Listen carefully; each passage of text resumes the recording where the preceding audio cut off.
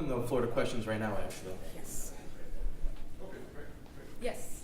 Joe Cyril, Again, my question is, how would you recommend for people interested in getting into the industry, any type of advice you would give for people interested in voiceover acting or getting into the gaming industry as an artist? I know it's who you know, but I really feel the best advice I can give anyone who wants to get into this is do a lot of theater. Because I know voiceover is pretty much like theater. But it's like you're in the microphone and you're kind of performing in a black box by yourself. But the more you understand your character and the more you do theater and improv, the more you can feel comfortable with voiceover. So I highly recommend theater classes, improv, anything you can get your hands on theater-wise. You're welcome. Any other questions? Will? Yes. The Geeky Panda from the Geeky Panda blog. Have there ever been moments where you're in the, doing your voiceovers that you're like, you want me to do this? Yeah. Oh gosh, that happened a lot. I know for Skullgirls, when I recorded for that for Painwheel, there were a few lines in there that, because she's just all screaming. Painwheel in there, she's very like grunge-worthy. I call her like a. I kind of made a joke about her, like she should be like the next Slipknot member, but she kind of has that Slipknot kind of vibe about her.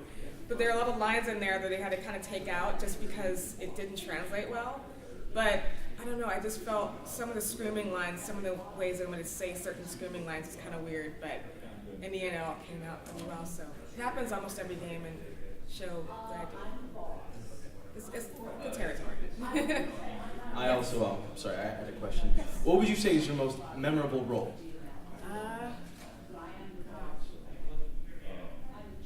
I think it's a tie between Painwheel from Skullgirls and Karma from League of Legends. Karma may be my main one because she's my very first character I actually voiced. And around that time I had no idea what League of Legends was. I didn't know how big it was going to get. Like when I auditioned for it, it was starting to get up there.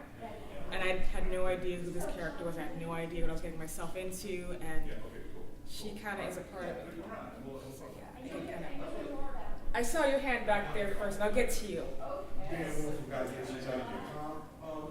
was wondering how did it feel to be a part of two big video game series in League of Legends and Oh my gosh, for World of Warcraft, I find that very surreal because that was a game that I thought I'd never get into. I auditioned for that game 6 times, and I thought, okay, I'm never going to get in. This is not going to happen.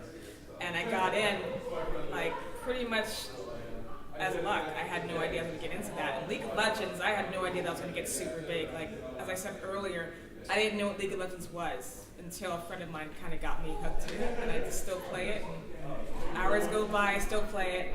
And I didn't know I was going to get super big either, so I feel very, very proud of both those games. And you? Yes. Nick Gansel from GeekVision.tv. Have you ever gotten halfway through voicing a character and thought this voice was a mistake? Like, as you got into trying to play the character, been like, wow, I wish I hadn't gone so high pitched, or I wish I hadn't gone so deep, or I wish I hadn't gone so. Yeah, that happens almost every game I do. It's more of like a mental thing. Like, you feel you're doing something wrong, and the director's saying, no, you're on the right pace. It was a game I did, and I thought this character's voice sounded completely wrong from the audition. It doesn't sound the same, and I kept asking the director, like, am I doing okay? It's like, yeah, you're doing great. So it's more of a mental thing. It happens every single time I record. Yes. Ellison, morepower.com. Is it weird to like play a game that you voice someone in and then just like hear your voice, like, no, I recorded that voice, like break immersion or something? Yeah. At first, when I played League of Legends and my character was released, I couldn't play her for a while just because I kept forgetting that was me that recorded it. So it was more of like a surreal thing. It was kind of outer body experience. I still get that now, but it's more I'm getting used to it a little bit. But I just call it, he's that crazy lady. It's not me, it's her. So still kind of weird. And I think I saw someone else's hand up. Yes.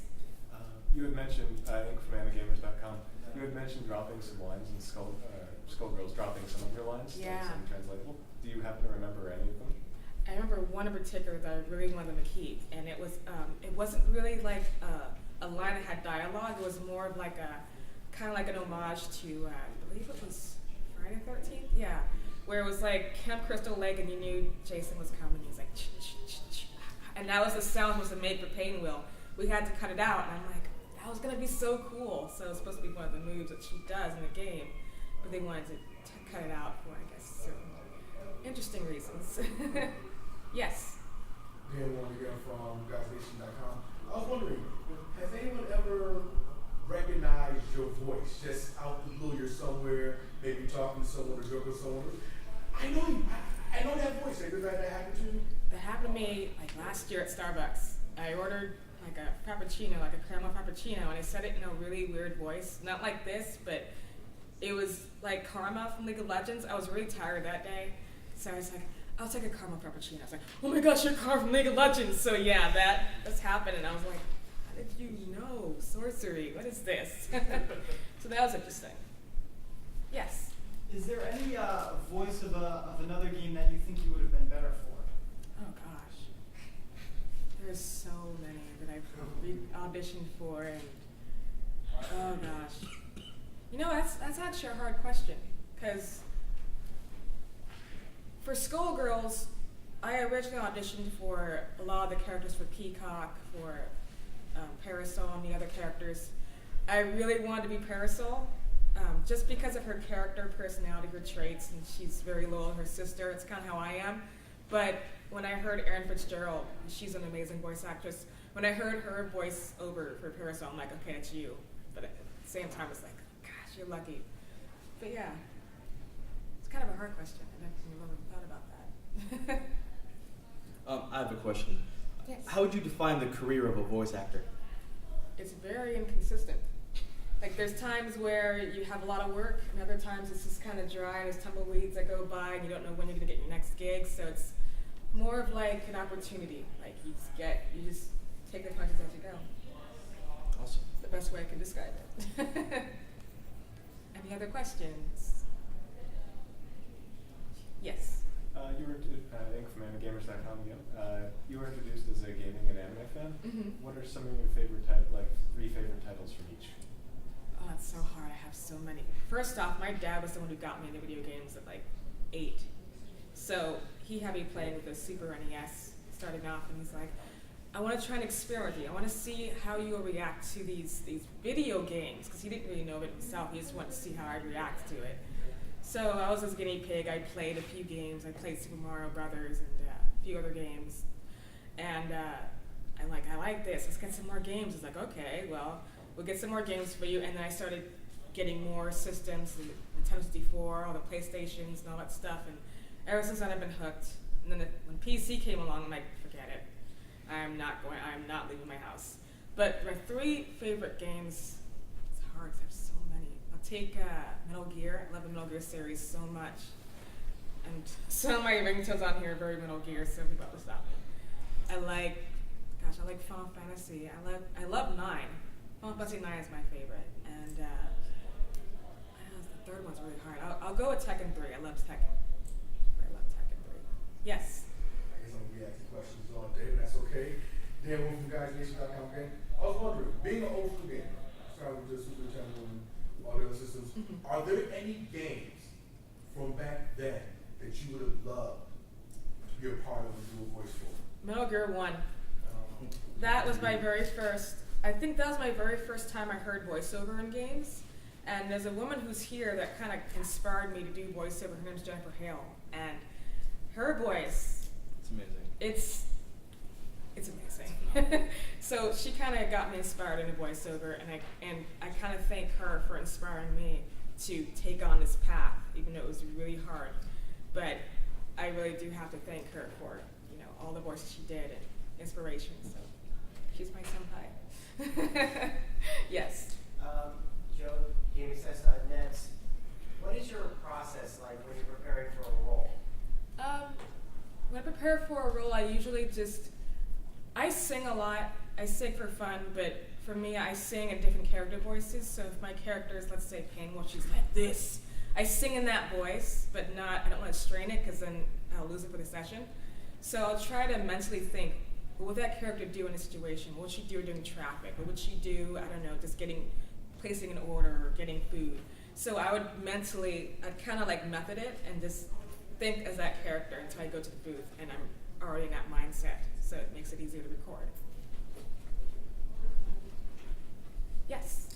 Kiki Panda again from the Kiki Panda blog. Since you're a Metal Gear fan, have you tried going to Konami and be like, hey guys, can I be in Metal Gear Solid 5 Phantom Pain? Oh my gosh, you know what? I actually did that this E3 this year. I was trying to talk to Hideo Kojima because he was there, and I couldn't find him. So I talked to some of the people who were working with Phantom Pain, and I was like, guys, I'm a really huge Metal Gear fan. Like, if you guys have any more voiceover parts you're willing to fill, I'm ready. Even if it means I can die. I would love to die in your game, so it'd be an honor. So yeah. They were like laughing, so I don't know if they took it seriously. We have time for about 2 more questions. Yes. I'm from WHUS. Does it ever startle you when you hear your own voice in game? It does. I think the one character that kind of creeped me out when I first heard her was Painter from Skullgirls, because she's very different from my voice. She's very deep and raspy and very gruff, and my voice, well, here it is. So it was very weird just hearing that, and then playing as her was kind of weird because it was always my dream to voice in a fighting game, and to actually do that and to hear my voice come out of that, it's kind of like, that happened. That's actually a thing. So it was kind of scary hearing that one for Skullgirls. Yes? Nick Gansel from GeekVision.tv again. Have you ever been playing a video game that you did a voice in and then heard yourself say a line and go, I have no memory of recording that line? When did that happen? Oh my gosh, yes. There was a game called Atelier Escott and Logi I recorded last year, and one of the main characters on there, she said a line. God, she was being really mean to one of the characters, and she said something about how she didn't have time for something, and I was like, I don't remember saying that. It was a weird certain line. I can't remember it now, but I didn't remember recording that. It's interesting.